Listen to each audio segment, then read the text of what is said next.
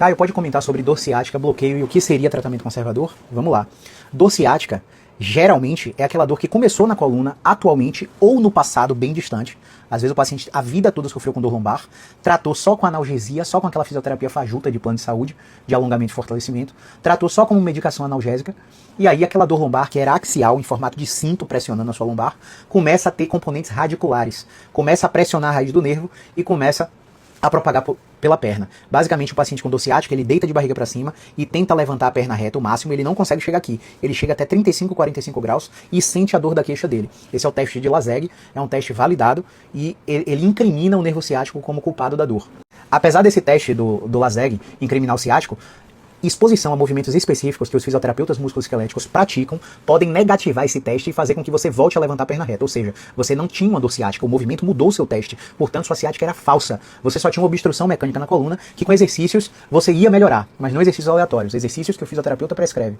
Não basta se matricular na academia de esquina ou comprar o tênis verde cana na Centauro e ficar rodando de corrida, caminhada na praça da sua cidade ou na hora da sua cidade. O tratamento precisa ser específico. Se você tem dor, você não precisa de treinamento. Se você tem dor, você precisa de tratamento. E tratamento é com fisioterapeuta, tá bom?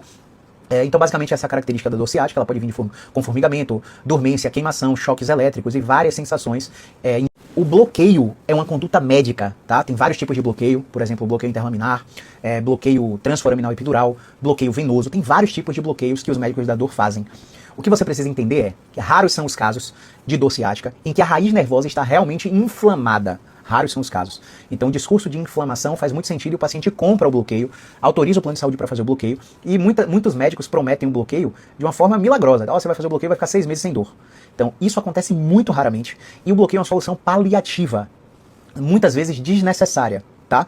O bloqueio ajuda os pacientes que são refratários ao tratamento conservador, que eu vou te explicar no próximo story. Imagina que você tem dor lombar há 10 anos, há 5 anos, há 3 anos. E nos últimos 6 meses, no último ano, essa dor lombar começou a se propagar para glúteo, genital, coxa, perna, gerar dormência, formigamento, choques elétricos, como eu falei anteriormente. Você procurou uma fisioterapia achando que a fisioterapia é o tratamento conservador, mas sua fisioterapia só te alongou, só te fortaleceu e só treinou propriocepção e equilíbrio, só ligou e desligou o aparelho em você. Isso não é tratamento especializado em dor. Isso é uma burocracia que o plano de saúde libera para você achar que está sendo tratado. A maioria das pessoas não melhoram com esse tipo de tratamento. Muitos profissionais falam que o tratamento conservador é o tratamento não cirúrgico medicamentoso. Isso não é tratamento conservador. Tratamento conservador, baseado em evidência, envolve psicoterapia científica. Tratamento conservador, baseado em evidência, envolve fisioterapia. Envolve fisioterapia especializada, geralmente o profissional é especialista em músculo-esquelética ou especialista em dor propriamente dito. Esse profissional vai entender quais são as técnicas cognitivas funcionais, quais são as técnicas mecânicas, quais são as técnicas neurais para destravar a articulação, desensibilizar os nervos e recondicionar a área dolorosa fisicamente para que você tenha uma reabilitação plena. Tratamento conservador envolve medicações específicas, não são analgésicos e anti-inflamatórios, pelo contrário, anti-inflamatórios atrapalham a recuperação desses pacientes. São geralmente antidepressivos, analgésicos opioides, gabapentinoides, que aí é o médico anestesiologista geralmente que prescreve. Isso é tratamento conservador.